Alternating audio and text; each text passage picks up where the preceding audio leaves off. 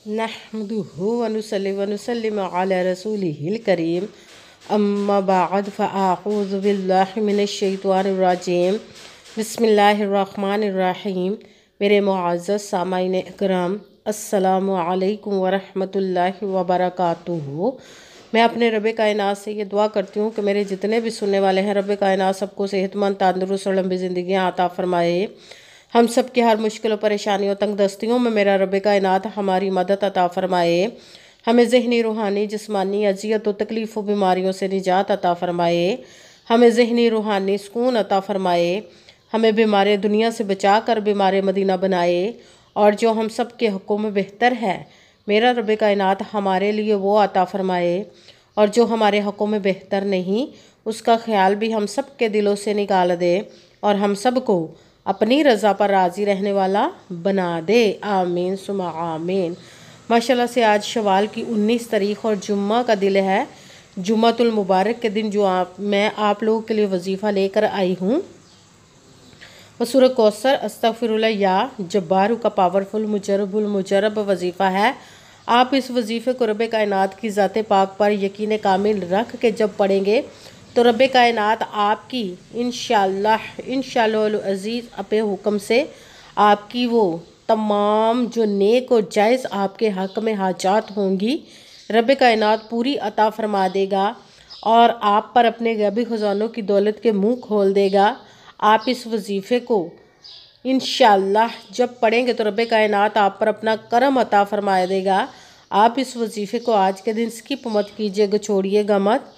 जैसे वीडियो मिले फ़ौरन पढ़ लें। अगर फ़ौरन किसी मजबूरी की वजह से ना पढ़ सकें तो इस वीडियो को अपने पास सेव कर ले। जैसे टाइम मिले तो आपने इस वजीफ़े को लाज़मन पढ़ना। पढ़ कर देखिएगा कि रब कायनात आप पर अपना कैसे करम अता फ़रमाएगा।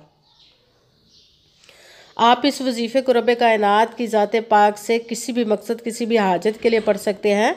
रब कायनात के गैबी ख़ज़ानों से दौलत लेने के लिए पढ़ सकते हैं। आपका अपना घर नहीं, घर खरीदने के लिए पढ़ सकते हैं। आपके घर में लड़ाई झगड़े रहते हैं, निचा की परेशानी, मुफलसी, गरीबी है, उसके लिए पढ़ सकते हैं। आपकी औलाद नहीं या आपकी औलाद नाफरमान है, उसके लिए पढ़ सकते हैं। आपके ऊपर बहुत ज़्यादा कर्ज उतरने का सबब नहीं बन रहा या आपने अपनी कीमती चीज़ या पैसे किसी को दिए वापस नहीं कर रहे, उसके लिए पढ़ सकते हैं। आप इस वजीफ़े को आज के दिन आपके घर में कोई बहुत ज़्यादा बीमार है या ख़ुद बीमार है, उसके लिए पढ़ सकते हैं। आपके पास अच्छी जॉब नहीं, जॉब लेने के लिए पढ़ सकते हैं। आपका अच्छा भलो कारोबार चलता हुआ अचानक से बंद हो गया, उसके लिए पढ़ सकते हैं। आपके शादी नहीं हो रही या आपके बच्चों की शादियां नहीं हो रही, उसके लिए पढ़ सकते हैं। आपके घर में, आपकी ज़िंदगी में सुकून नहीं, आपके कारोबार में, दौलत में, रिज़्क़ में बरकत नहीं, उसके लिए पढ़ सकते हैं। आपके ऊपर जादू, टूना, बंदिश, नज़र बद, हसद, कुछ भी, उसको ख़त्म करने के लिए पढ़ सकते हैं। मतलब किसी भी मकसद, किसी भी हाजत, किसी भी मुराद के लिए पढ़ सकते हैं। मगर जब पढ़ने लगे तो रब कायनात की ज़ाते पाक पर यकीन कामिल रख के पढ़िएगा। कहते हैं कि यकीन कामिल होता है, पीर कामिल नहीं होता। और अच्छी नीयत रख के पढ़िएगा कि रब कायनात कुरान पाक में इरशाद फरमाता है,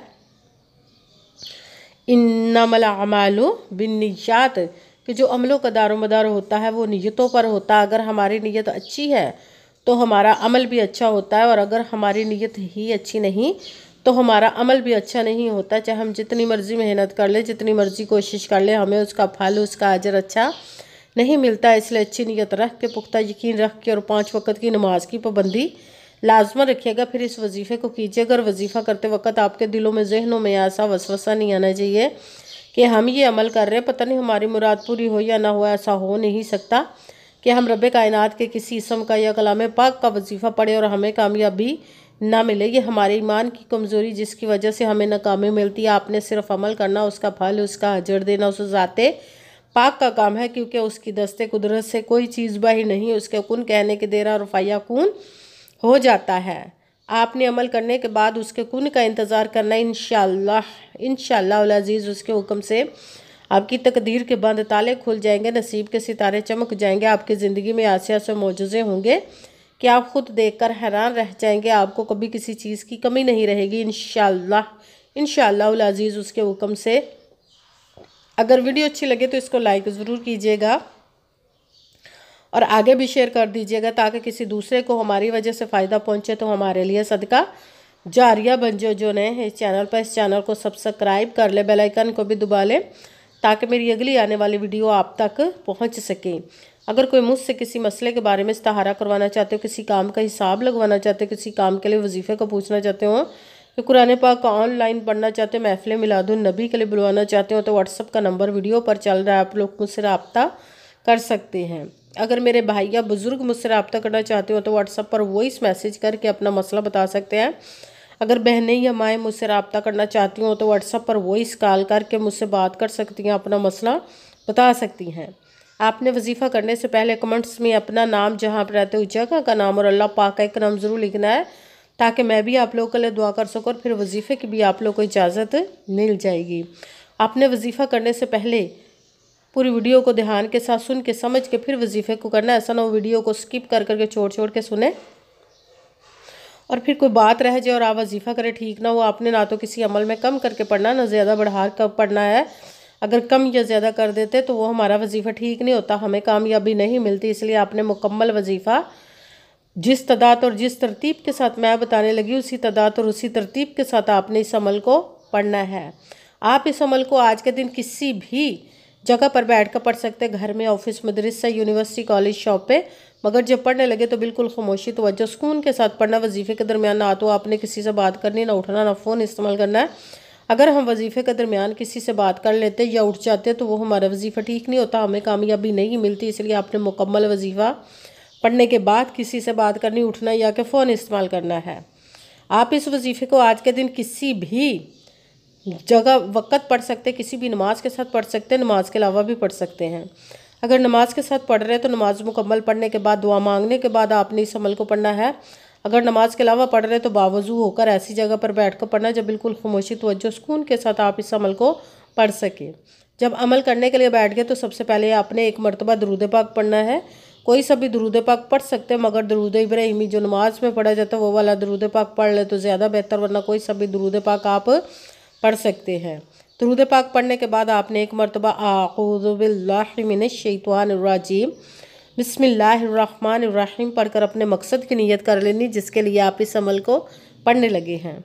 फिर सबसे पहले नंबर पर जो आपने वजीफ़ा पढ़ना है वो रब कायनात के एक इसम मुबारक का पढ़ना, वो है या जब्बारू, या जब्बारू, या जब्बारू, या जब्बारू, या जब्बारू, या जब्बारू, या जब्बारू, या जब्बारू। इसको आपने 11 मरतबा 11 टाइम पढ़ना। फिर साथ दूसरे नंबर पर जो वजीफ़ा पढ़ना है वो कुरान पाक की सबसे छोटी लाडली ज़िद्दी सूरज, जिसका दौलत का पावरफुल मुजर्रब वजीफ़ा माना जाता है, सूरह कौसर का अमल पढ़ना। सूरह कौसर को आपने